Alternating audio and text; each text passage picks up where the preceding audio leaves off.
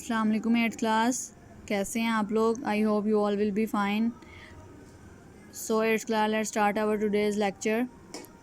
آج ہم ڈبل کام کریں گے کیونکہ کل کا ہمارا مس ہو گیا تھا میری طبیعت کی خرابی کی وجہ سے. تو کل کا لیسن بھی اور آج کا لیسن بھی ہم ڈبل کام کریں گے. کوشچن تھا نظریہ پاکستان سے کیا مراد ہے. تو اس کی ڈیفینیشن آپ دیکھ لیں پیج نمبر 4 پہ. یہاں نشان میں نے لگایا ہوا ہے، آپ بھی دیکھ کے اپنی بکس پہ نشان لگا لیں.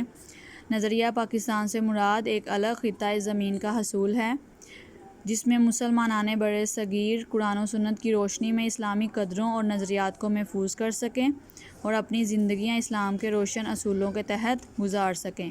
یعنی نظریہ پاکستان وہی سوچ تھی، وہی نظریہ تھا کہ جو اسلام سے ریلیٹڈ تھا، یعنی جس کی بیس اسلام تھا. یعنی پاکستان کو حاصل کرنے کے پیچھے یہ مقصد تھا کہ ایک ایسا خطہ زمین حاصل کیا جائے جس میں بر صغیر کے مسلمان قرآن پاک اور سنت نبوی صلی اللہ علیہ وآلہ وسلم کی روشنی کے مطابق اپنی زندگیاں گزار سکیں، وہ اپنے اسلامی نظریات کو محفوظ کر سکیں اور اپنی زندگیاں اپنے مذہب کے مطابق گزار سکیں آزادی کے ساتھ.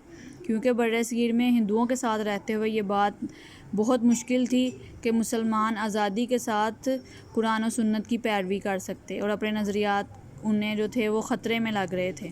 ان کی زندگیاں جو تھی وہ ان کے مذہب کے مطابق گزارنا ناممکن ہوتا جا رہا تھا. تو اسی لیے پاکستان حاصل کیا گیا اسی نظریے کے تحت. تو آگے یہ دوسرے والا بھی دیکھ رہے ہیں، تحریک پاکستان اور تعمیر پاکستان کے مجموعی تصور کو نظریہ پاکستان کہتے ہیں. ٹھیک ہے، پاکستانی موومنٹ جو تھی، پاکستان بنانے کے پیچھے جو محرکات تھے، یعنی جو نظریہ تھا اور پاکستان کی جو تعمیر تھی، ان دونوں کو ملا دیا جائے تو یہ تصور جو تھا وہ نظریہ پاکستان کہلاتا ہے. ٹھیک ہے، یہ آپ کا ایک کوشچن ہو گیا. نیکسٹ دیکھیں.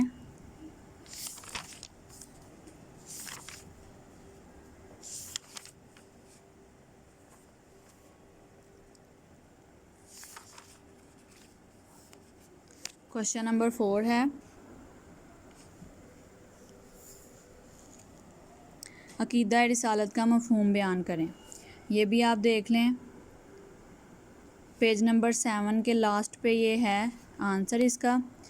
عقیدہ رسالت کا مفہوم بیان کریں. عقیدہ رسالت کا مطلب تمام رسولوں پر ایمان لانا.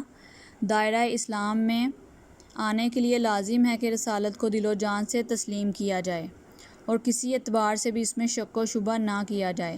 قرآن مجید اور اسوہ رسول صلی اللہ علیہ وآلہ وسلم کو سرچشمہ ہدایت ماننا اور حضرت محمد صلی اللہ علیہ وآلہ وسلم کو اللہ تعالیٰ کا آخری رسول اور آخری نبی ماننا، اور یہ ایمان رکھنا کہ آپ صلی اللہ علیہ وآلہ وسلم کے بعد کوئی نبی نہیں آئے گا، عقیدہ رسالت کا لازمی جزو ہے اور جو اس کا انکار کرے وہ مسلمان نہیں ہو سکتا. یعنی یہ ہمارے عقائد ہیں، ہمارے بلیفز ہیں جس میں عقیدہ رسالت بھی آتا ہے. ٹھیک ہے، عقیدہ رسالت یعنی تمام رسولوں پر ایمان لانا. ہمارے لیے تمام رسولوں پر ایمان لانا ضروری ہے کیونکہ وہ انسان دائرہ اسلام سے خارج ہو جاتا ہے جو کہ ایک بھی اللہ کے نبی کی جو ہے اسے انکار کرتا ہے. اسی لیے عقیدہ رسالت کا سب سے پہلا جو لازمی جزو ہے تمام رسولوں پر ایمان لانا ہے اور ان کی رسالت پر دل و جان سے اعتبار کرنا ہے اور اس میں کوئی شک نہ کیا جائے.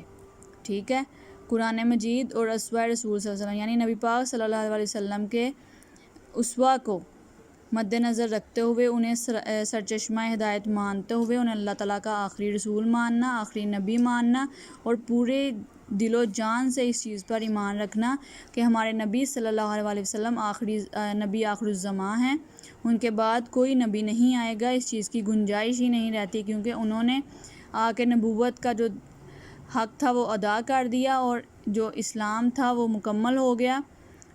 اس لیے آپ صلی اللہ علیہ وآلہ وسلم کے بعد کوئی نبی کوئی رسول نہیں آئے گا، آپ ہی اللہ کے آخری نبی ہیں. اس چیز کو ماننا، اس چیز پہ ایمان لانا.